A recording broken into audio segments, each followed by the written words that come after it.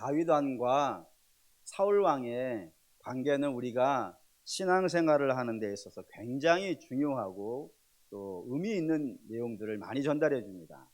그 중에 하나 이런 이야기가 있습니다. 사울 왕은 다윗 왕을 굉장히 미워했습니다. 미워한 이유는 다윗이 가지고 있는 대중적인 인기가 자기의 왕권에 위협이 된다고 생각했기 때문입니다. 그래서 다윗이 더 이상 사람들에게 인정받고 지지받기 전에 저를 죽여야겠다 결심을 하고 그를 매우 박해를 하고 또 공격을 하고 살해 위협을 가하게 됩니다. 실제로 죽이려고 한 적도 있었고요. 다윗은 이 상황이 너무 억울하죠. 왜냐하면 자기는 한 번도 그 자기의 장인인데 장인의 왕권을 노린 적이 없었고 그걸 가지려고 한 적도 없었고 역모를 마음에 품었던 적도 없었는데 그저 그냥 사울이 미워하는 마음으로 덤벼드니 이 억울한 일 아니겠어요. 하지만 일단은 살아야겠으니까 소나기는 어떻게 해야 되겠습니까? 피해야죠. 다윗이 도망을 갑니다. 한참을 도망을 갑니다. 근데 그 도망 다니는 다윗을 사울은 끊임없이 쫓아오게 되죠. 그러던 어느 날 다윗이 동굴 속에 숨어 있었는데 그 동굴 안으로 용변을 보기 위해 사울 왕이 무기도 갖지 아니하고 그를 경호할 수 있는 인력도 데려오지 않고 홀로 들어온 거예요. 그러자 옆에 있었던 다윗의 동료들이 다윗에게 이야기합니다. 하나님께서 당신에게 원수 갚을 기회를 주신 거 아니겠느냐. 얼마나 억울했는가. 그래 이참에 우리 원수 갚자라고 이야기를 합니다. 그러자 다윗이 마음이 동하죠. 왜냐하면 억울하니까. 너무 억울하니까. 이참에 내가 저 사울을 죽이고 원한도 풀고 그리고 집에 가자. 저 사람 때문에 집에 못 가고 있는 거 아닌가. 더욱이 내가 하나님께 마음껏 예배 드리고 싶은데 도망자의 신분이라 예배도 제대로 못 드리니 사울만 죽인다면 이 모든 것들이 한꺼번에 해결되어지니 얼마나 다행인가. 죽이자 해가지고 칼을 들고 그 어둠 속에 동굴 속을 기어서 사울의 뒤편으로 갑니다. 그리고 잠시 후에 다윗이 손에 무언가를 들고 자기의 동료들에게 오는데 그 다윗의 손에 들려있는 것은 사울의 수급이 아니었던 겁니다. 사울의 옷자락만 잘 나온 거예요. 그랬더니 옆에 있던 사람들이 얼마나 바보스러웠겠어요. 이 좋은 기회를 옷자락만 잘 나오니 한심하게 바라보자 다윗이 내가 왜 이렇게 했는지를 성경에 기록해 놨습니다. 보시죠. 사무엘상 24장 6절입니다. 있죠. 자기 사람들에게 이르되 들어 여호와의 기름 부음을 받은 내 주를 치는 것은 여호와께서 금하신 것이니 그는 여호와의 기름 부음을 받은 자가 되느니라 하고요. 다윗이 이런 결정을 했던 이유가 뭘까요? 이런 결정을 한 이유는 세 가지 정도로 우리가 생각해 볼 수 있어요. 그 첫 번째는 뭐냐면 원수를 갚겠다는 그런 생각이 막 넘쳐나는 그때 아니겠어요. 근데 그때 뭐를 생각한 겁니까? 하나님의 뜻을 생각한 거예요. 하나님의 뜻을 묵상해낸 겁니다. 두 번째는 하나님의 그 뜻에 묵상한 하나님의 뜻이에요. 겸손히 수용한 겁니다. 이게 중요해요, 여러분. 내 뜻과 다르잖아요, 지금. 내 뜻은 어떻게 하는 거예요? 죽이는 거예요. 근데 하나님의 뜻은 그게 아니었던 거예요. 서로 부딪혔을 때 내 뜻을 내려놓고 겸허히 하나님의 뜻을 수용하는 것. 이게 두 번째예요. 세 번째는 그 뜻에 수용한 뜻을 그냥 받아들이는 정도가 아니라 그 뜻을 따라서요. 행동한 겁니다. 그것도 언제요? 즉시. 하나님의 뜻을 받았는데 내년부터 할게요.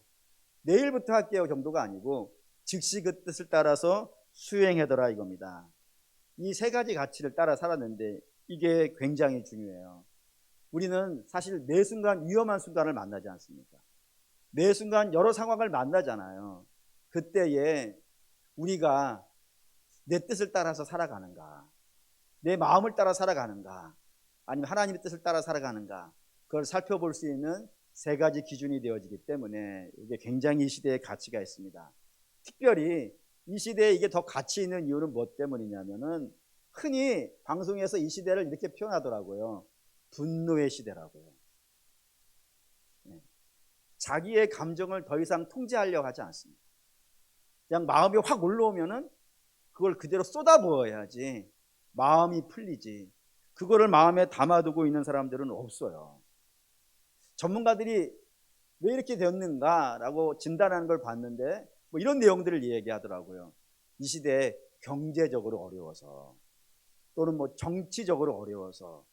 물론 그 말도 다 일리가 있고 맞다라고 생각이 됩니다. 그런데 저는 꼭 그것만은 아닌 것 같아요. 왜냐하면 경제적으로 어려웠던 것이 오늘 이 시대만은 아니지 않습니까? 정치적으로 혼란이 있었던 시절이 지금만은 아니잖아요. 늘 있었던 이야기인데 요즘 더 그걸 참지를 못하는 겁니다. 그래서 왜 그런가 생각해 봤더니 이런 내용이 제게 생각이 되더라고요. 뭐냐면 옛날에는 어려운 건 똑같이 어렵고 속상한 일도 똑같이 속상했었는데 옛날에는 누군가는 참았어요. 그래서 사람들이, 제게도 이런 말씀하신 분들이 많았어요. 내가 좀 참고 말지, 내가 좀 손해보고 말지, 내가 좀 견디면은 모두가 다 편안해지니까 내가 좀 참지, 뭐 이렇게 얘기하시는 분들이 많았어요. 그런데 그렇게 살다 보니까요, 억울한 거예요, 여러분. 아니 왜 저 못난 사람들은 기세등등해지고 점점점 참아준 나는요 손해보는 것 같은 거예요. 그러니 속상하고 억울하죠. 억울하니까 이제 나 더 이상 안 참을래. 나 이제 왜 마음에 담아놓겠어. 그냥 나도 쏟아붓고 그냥 하는 거지 뭐 이 세상 뭐 있다고 해가지고 서로 막 자기의 목소리를 끊임없이 내는 겁니다. 그런데 자기의 목소리를 내는 것 자체가 문제가 있다는 얘기가 아니에요. 자기 얘기해야죠. 그런데 문제는 내 이야기를 하는 것이 스포츠화 돼버렸다 이거예요. 스포츠화 됐다는 건 이런 말입니다. 여러분, 스포츠는 제일 중요한 가치가 뭐예요? 이기는 거예요. 근데 이기는 것은 내가 이기면 상대는요 지는 것이고, 상대가 이기면요 내가 지는 거예요. 지면 좀 비참해지죠. 자존심도 상하고 혹시 또 상하고 뭐 이런 일이 있지만 스포츠의 세계에서는 그게 용납이 되는 거예요. 이기고 지는 게 분명하니까. 근데 사회 문제는요 이기고 지는 것이 사실 명확하지가 않아요. 왜냐하면 사회 문제는 이기고 지는 것이 가치가 아니에요. 사회 문제의 진정한 가치는 어디에 있어요? 옳은 길을 발견하는 데 있어요. 그러니까 서로 이야기를 하는 거예요. 서로 이야기해서 뭐를 찾아내는 거예요? 뭐가 옳은가? 뭐가 맞는가? 그래서 맞는 길을 가는 거예요. 그러니까 맞는 길을 가는데 내가 한 말이 뭐 되면은 뭐 그냥 가는 것이고, 아니면은요 내려놓는 것 아니겠어요? 왜냐하면 아니 내가 한 대로 해가지고 망하면 더 손해 아니겠어요? 그러니 내가 내 말대로 되느냐 안 되느냐 하는 건 다음 문제이고, 서로 잘 이야기를 해가지고 합의를 도출하여 더 나은 길을 발견하는 것이 이 사회 문제를 해결할 수 있는 유일한 길 아니겠어요? 그런데 이게 스포츠화 되어버렸다고요. 다시 말하면 옳은 길이 중요한 게 아니라 내가 이겨야 돼. 무조건 내 의견대로 돼야 돼. 내가 내 의견대로 안 되면 난 자존심 상해, 난 억울하고 난 속상해. 그래 무조건 아니 옳은 건 다음이라니까 일단은 뭐 해야 되는 거예요? 내 말대로 다 해야 돼. 이렇게 돼버렸다 이거예요. 그러니 서로 내 말대로 하겠다고 싸우고 있으니 거기에서 답을 찾을 생각은 없고 이기는 데만 집중하고 있으니까 어떻게 되겠어요? 분노가 넘치지 않겠습니까? 의견이 채택되어지면 교만해지고, 의견이 무시되어지면 자존심 상하고, 이렇게 돼버리니 내가 다음에는 저 사람을 반드시 깰 논리를 가져오리라. 물론 우리는 아니죠. 근데 그런 마음들을 갖고 이 땅을 살아가고 있는 형편에 있다 이겁니다. 그런 분들에게 오늘 본문이 이야기를 하는 겁니다. 왜냐하면 야고보서를 읽는 사람들이 누구예요? 억울한 사람들. 억울하다니까. 이들이 왜 억울하냐면은 이들은 다른 걸로 인하여서 핍박받고 있는 사람들이 아니에요. 오직 딱 하나, 예수를 믿고 있다는 이유로 직장에서 쫓겨난 사람들이에요. 자기 집에서 밀려난 사람들이에요. 버려지고, 심지어는 예배를 드릴 데가 없어가지고 지하 동굴에 들어가가지고 무덤 속에 들어가가지고 그렇게 예배할 수밖에 없는 그런 사람들이라고요. 그러니 얼마나 억울하겠어요. 그 속에서 막 분노가 막 끌어올릴 만한 상황 아니겠습니까? 근데 그런 성도들에게 사도가 부탁하는 겁니다. 너희들 억울하지, 속상하지. 그런데 그때 너희의 감정을 아무런 통제 없이 쏟아내기 전에 먼저 하나님의 뜻을 생각해 봐라. 하나님 말씀을 좀 생각해 봐라. 그분의 뜻을 따라야 되지 않겠는가? 우리의 감정을 따라 사는 사람이 아니라 하나님의 뜻을 따라 살아야 되는 사람들이 아니냐라고 권하고 있는 겁니다. 왜 이게 권함이 가치가 있을까요, 여러분? 왜 이 권함이 가치가 있을까요? 올해 우리가 예배 드릴 때 말씀송을 하고 있는 주의 말씀은 내 발의 등이요라고 하는 그 찬양이 어디를 배경으로 가지고 있는 것이냐면 시편 119편 105절을 기준으로 가지고 있는 겁니다. 한번 보시죠. 시편 119편 105절 읽겠습니다. 주의 말씀은 내 발의 등이요 내 길의 빛이니이다 라고요. 이 말씀이 뭐냐면은 이 내 발의 등이라는 거 이런 겁니다. 지금이야 아무리 캄캄한 밤이 되어져도 사방군데에 뭐 빛이 있잖아요. 가로등도 있고 집에서 흘러나오는 빛도 있고 해가지고 길이 그렇게 어둡지만은 않습니다. 하지만 그 가로등도 없고 옛날에 뭐 등불 켜고 살던 시절의 밤은요 칠흑같이 어둡지 않습니까? 그 칠흑같이 어둡다는 걸 여러분 경험해 볼 수 있는 좋은 방법이 하나가 있어요. 그건 우리 교회 화장실을 가보는 겁니다.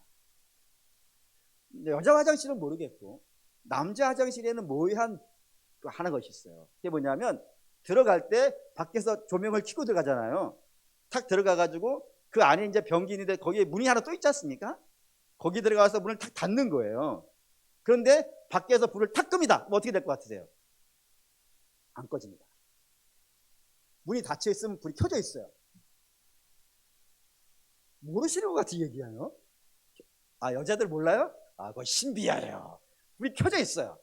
근데 그래서 불이 켜져 있는 줄 알고 변기 있는 쪽 문을 탁 열면 어떻게 되겠어요? 불이 꺼져요. 이거 다 같이 내려가서 한번 볼까요? 불이 딱 꺼져요. 그러면 그 순간에 그 화장실의 조명은요, 문이 닫혀 있으니까 아무것도 보이지 않아요. 오늘 아침에 그런 일을 만났어요. 나오다가 벽에 부딪혔어요. 그게 칠흑이에요. 아무것도 보이지 않아요. 그런 상황이에요. 그런 상황을 나올 때 눈앞에 랜턴이 있으면요, 최소한 휴대폰에서 나오는 그 빛이라도 있으면요 부딪히지 않고 나오세요. 그게 발등의 불이에요. 또 우리의 인생의 일이라는 게 그렇습니다. 내일을 모르잖아요. 지금 여러분 내일이 뭡니까? 오늘 저녁에 무슨 일이 일어날지도 몰라요. 어떤 상태가 될지도 몰라요. 그때 뭘 가지고 삽니까? 우리? 주의 말씀이 우리의 빛이 되어준다 이거예요. 그래서 우리가 이 어둡고 힘든 무슨 상황이 벌어질지 모르는, 어쩌면 우리 속에 분노가 일어날지도 모르는 그런 인생길을 걸어가는데 주의 말씀이 길을 비춰주면요 이 길로 가. 물론 가다 보면 속상할 일도 있고 화가 날 일도 있지만 그 길만이 안전한 길이라 이거예요. 반드시 진리에 도착할 것이고 생명에 도착할 것이고 복된 길에 도착할 거라 이겁니다. 그게 발등상의 불이에요. 그럼 여러분 이렇게 질문하실 수 있을지 모르겠어요. 목사님, 하나님의 말씀을 통하여서 길을 발견하는 것은 목사님이나 또는 몇몇 믿음이 좋은 분들에게만 해당되는 것 아니겠습니까? 그렇지 않습니다. 하나님 말씀 그렇게 어렵지 않습니다. 주께서 우리에게 읽으라고 준 말씀인데 몇몇 사람들만 깨달을 수 있는 거라면은 이건 우리에게 주실 것이 아니라 목사에게만 주면 될 것 아니겠어요? 이게 종교개혁자들이 너무 싫었던 거예요. 종교개혁자들은 왜 종교개혁을 하냐면은 성경이 그때는 라틴어로만 써 있었어요. 라틴어로만. 못 읽게 하려고. 어떻게 성경을 일반 성도들이 읽어? 자기 마음대로 해석하면은 이거 무슨 일 날 줄 알고. 그래서 라틴어, 우리식으로 말하면 한자로만 쫙 써놓은 거예요. 한문만 읽을 수 있는 사람이 읽으라고. 그러니까 아무도 못 읽었어요. 그게 종교개혁자들은 너무 억울해가지고 그거를 자기 나라 말로 막 번역을 한 거예요. 그게 종교개혁이에요, 여러분. 자기 나라 말로 막 번역해가지고 다 읽으라. 막 활자로 찍어가지고 다 읽으라. 그래서 유명한 말이 있어요. 오직 성경으로. 종교개혁의 표예요. 오직 성경으로. 매사의 모든 것, 믿음이 좋은 사람이나 믿음이 약한 사람이나 모든 사람들은 다 성경을 보라. 하나님께서 이 말씀을 통하여서 여러분들의 길을 알려줄 것이다. 왜 몇몇 사람들만 보느냐? 여러분이 보라! 라고 하면서 시작된 게 종교개혁이라고요. 그러니까 어렵지 않아요. 단 이 말씀을 읽을 때 하나님의 뜻을 발견하지 못하게 하는 세 가지 문제가 있다는 겁니다. 이 세 가지 문제를 처단하면은 누구나 주의 말씀을 통하여서 하나님의 빛을 볼 수 있다라는 것이 오늘 야고보가 우리에게 알려준 거라 이겁니다. 그럼 세 가지가 뭘까요? 첫 번째, 분노입니다. 분노. 보시죠. 19절에서 20절 읽겠습니다. 내 사랑하는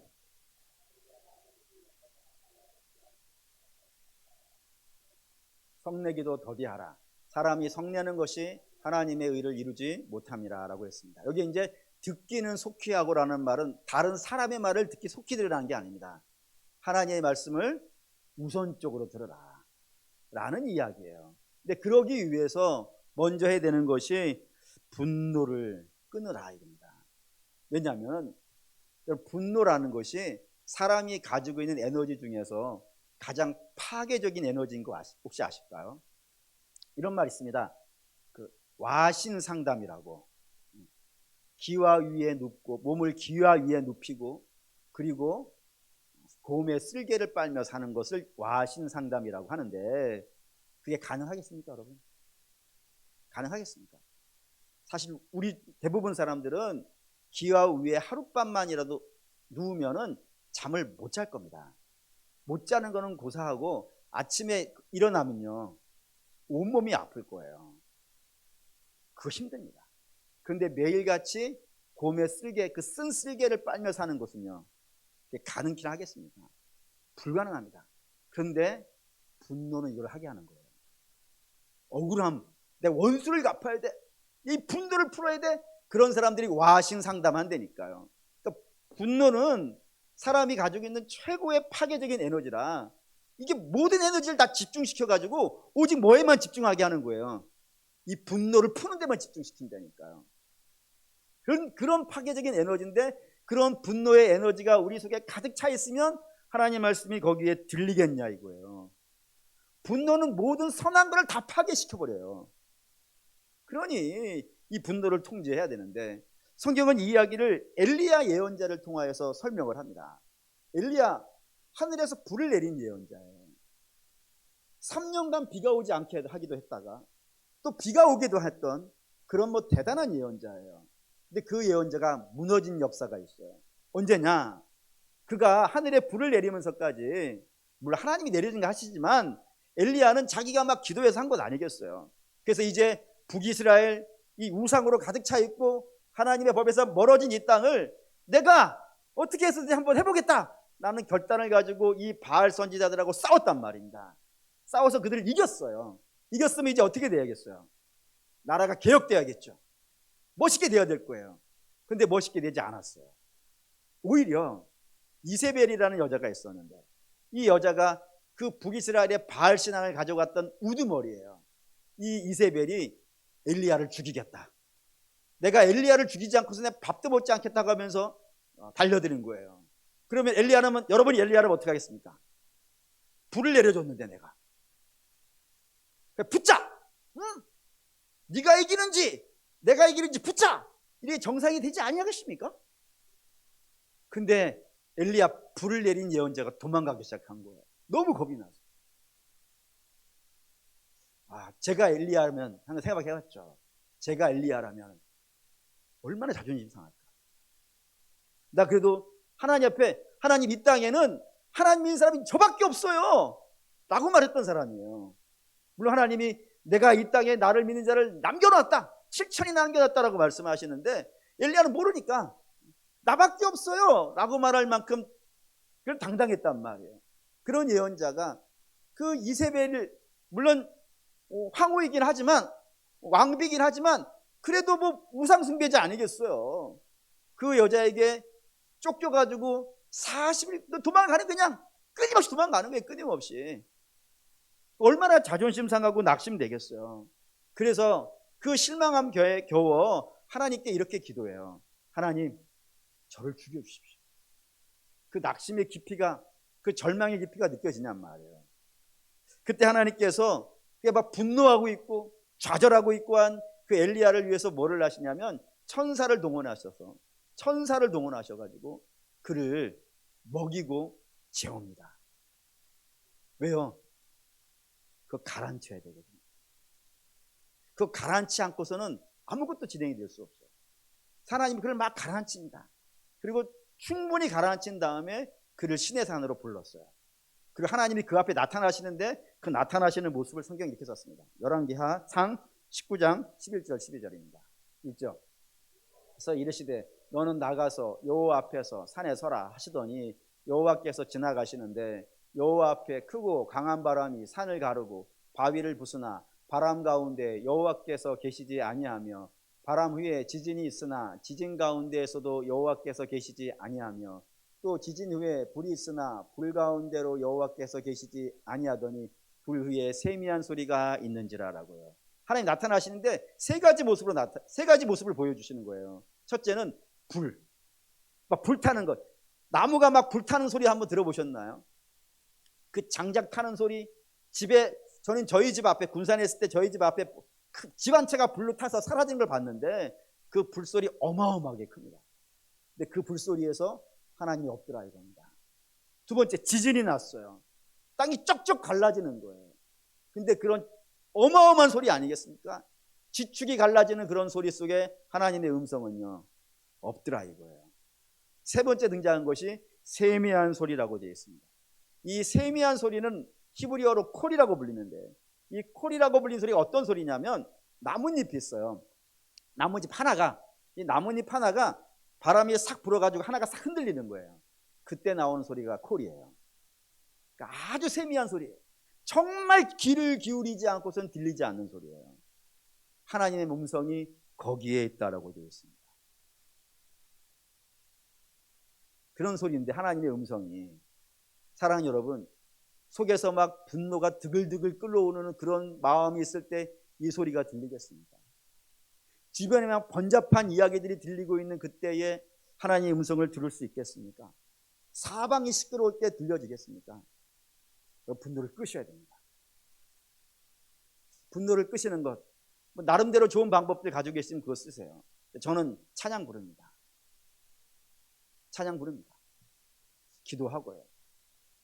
분노를 끄셔야 됩니다. 누군가를 미워하는 마음이 있으시면 그거 끄셔야 됩니다. 하나님께 도와달라 하십시오. 그거 끄셔야 됩니다. 반드시 여러분 그거 끄셔야 됩니다. 그게 건강에도 좋지만 하나님의 음성 들을 때도 그게 중요해요. 또한 연말 연시 복잡한 과정 속에 이 사람 저 사람 만나는 거 중요치 않습니다. 그럼 주변을 좀 잠잠하게 시킬 필요가 있어요. 좀 조용히 시킬 필요가 있어요. 그리고 홀로 하나님 앞에 좀 가만히 계시는 시간이 필요해요. 기도하실 때도 혼자 막 기도하시고 예수님의 이름으로 기도했습니다. 아멘 하고 하나님이 야 하는데 가지 마세요.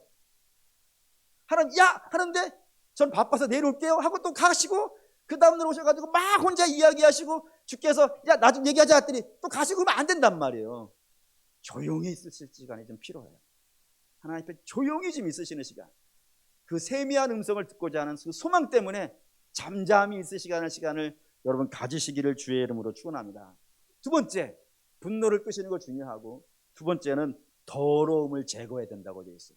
보시죠. 1장 21절 읽겠습니다. 그러므로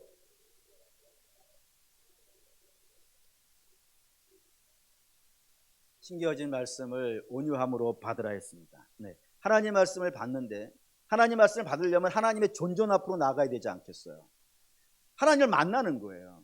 근데 그 만나러 가는데 우리가 더러운 마음으로 가득 차 있어요. 그럼 어떻게 되겠어요? 성경은 이걸 이렇게 설명합니다. 출애굽기 19장 10절에서 12절 읽을게요. 여호와께서 오늘과 내일 그들을 성결하게 하며 그들에게 옷을 빨게 하고 준비하게 하여 셋째 날을 기다리게 하라. 이는 셋째 날에 나 여호와가 온 백성의 목전에서 시내산에 강림할 것이니 너는 백성을 위하여 주위의 경계를 정하고 이르기를 너희는 산 오르거나 그 경계를 침범하지 말지니 산을 침범하는 자는 반드시 죽임을 당할 것이라 했습니다. 시내산에서 하나님께서 이스라엘에게 율법을 주시는 거예요. 모세 보고 올라오라 그랬고 백성들은 밑에 있으라고 했습니다. 근데 모세에게 하나님께서 말씀하시기를 내가 이스라엘 중에 임재할 거야. 임재하는데 너희가 먼저 뭐를 하라고요? 너희 자신을 성결하게 하라. 옷을 빨라 라고 했다 이겁니다. 그렇지 않고 너희가 더럽혀진 마음으로 내게 다가오면 너희는 죽는다 라고 하셨다 이겁니다. 그러니 너희 몸을 정결하게 하라 라고 했다 이거예요. 하나님 만나는 데 있어서 여러분 정결함이 중요합니다. 성결함이 중요합니다. 이건 뭐 하나님뿐이 아니라 사실은 우리가 인생에서 중요한 분들을 만난다 생각하면 다 기본적으로 정결하게 하지 않습니까? 예를 들어 대통령을 여러분 만난다고 생각해 보세요. 그냥 가시겠습니까? 또는 여러분들이 여성 여러분들은 처음으로 시댁의 어른들에게 인사하러 간다고 생각해 보세요. 신랑 될 분의 그 뭐라 그러나? 처음 만나러 가는 거예요. 처음 만나러 가는데 그냥 이렇게 머리 부스해가지고 립스틱도 여기다 발라놓고 이렇게 하시겠냐 이거예요. 정결하게 가지 않겠습니까? 또는 뭐 신랑 되시는 분들은 신부 댁에 처음 인사하러 가는데 그냥 뭐 눈곱 끼고 가시겠어요? 뭐 양말도 안 신고 가시겠어요? 아니잖아요. 중요한 자리 갈 때는요 정결하게 하고 가잖아요. 그 초대교회 아니 미국 청교도들의 신앙생활을 어떻게 했는지를 볼 수 있는 여러 책들이 있는데 그중에 톰 소요의 몸이라고 하는 책이 있어요. 거기에 톰 소요는 막 맨발로 다녀요. 그냥 맨발로 그냥 대충 옷 입고 뭐 농장에서 일하니까 뭐 들판에 뛰어놀고 그냥 입고 다녀요. 그런데 그 톰 소요가 제일 힘들어하는 날이 하나가 있었어요. 언제인지 아십니까? 주일이에요. 주일이 왜 그에겐 제일 힘들었을까요? 예배하기 때문이 아니에요, 여러분. 뭐 때문에 힘들었냐면 엄마가 목욕을 시켜. 그리고 그날은 꼭 뭐를 입혀요? 슈트를 입혀요. 근데 평소에 안 입던 옷이니까 얼마나 불편하겠어요. 자꾸 벗으려 그러는데 구두를 시키고 슈트를 입히는데 자꾸 벗으려 그러는데 엄마가 그러는 거예요. 주일이야. 주일이야. 가장 정성된 모습으로 하나님 앞에 가야 돼. 그게 청교도들의 신앙이에요, 여러분. 여러분 그렇다고 여러분에게 뭐 청바지 입지 마십시오 이런 얘기 하려는 게 아닙니다. 우리의 마음이 그래야 돼요. 마음의 할례를 받으라고 했으니까 우리 마음 안에 더러워진 것들이 있고 하나님이 기뻐하시지 않는 것들이 있다면요 그거 끊어내셔야 돼요. 그거 정결하게 하셔야 돼요. 그럼 어디 가서 할까요? 그 정결함을. 우리에게는 좋은 셈이 하나가 있지 않습니까?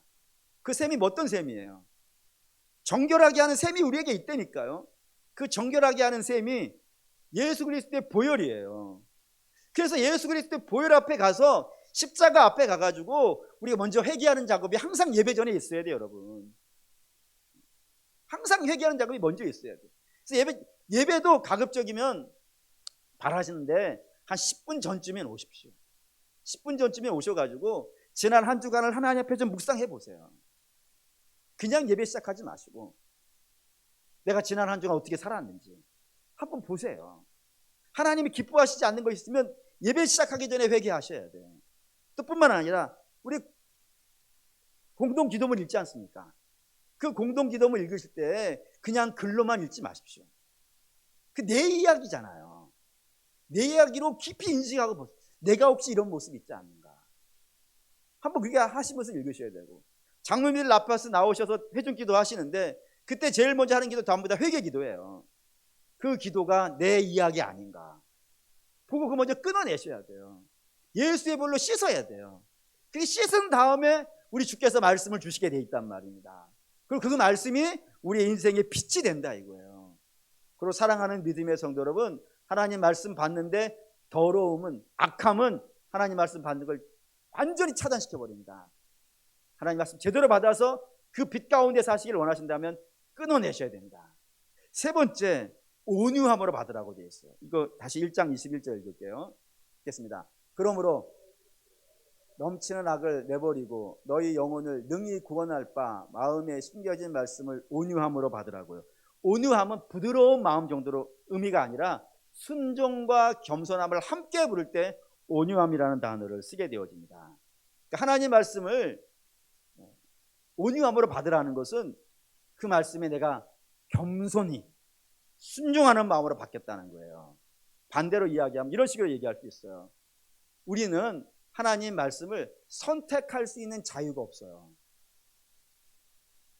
하나님이 우리에게 주시는 말씀 중에는 우리의 마음을 굉장히 기쁘게 하는 말씀도 있는 반면에 어떤 말씀은 우리의 마음을 거칠게 하고 힘들게 할 때도 있어요.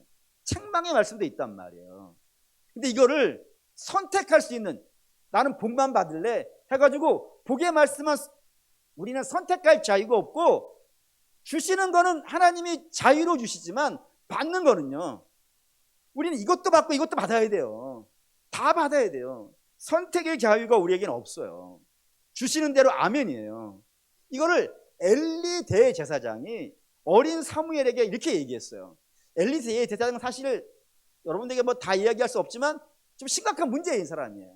그 사람이 사무엘이 자꾸 하나님이 자기를 부르는데 못 알아들으니까 너 이렇게 받아 라고 하면서 알려준 게 있어요. 한번 보시죠. 사무엘상 3장 9절입니다. 있죠. 엘리가 사무엘에게 이르되 가서 누웠다가 그가 너를 부르시거든 내가 말하기를 여호와여 말씀하옵소서 주의 종이 듣겠나이다 하라 하니 이에 사무엘이 가서 자기 처소에 누우니라라고. 이게 하나님의 종들이, 하나님 백성들이 말씀받는 방식이에요. 여호와여 말씀하소서 주의 종이 듣겠습니다예요. 종은 선택하는 자가 아니라니까요, 여러분. 주인이 명하는 대로 받는 게 종이잖아요. 그걸 어린 사무엘이 가르치는 거예요. 그러니 사랑하는 여러분, 여러분도 그러셔야 돼요. 여호와여 말씀하옵소서 종이 듣겠습니다.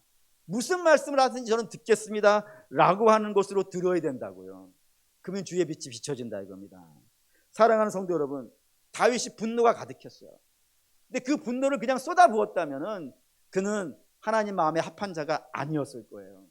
근데 그가 하나님 마음에 합했을 수 있었던 것은 그 순간에 자기 마음대로 가려고 자기 분노를 쏟으려고 하는 그때에 하나님 말씀을 묵상한 거예요.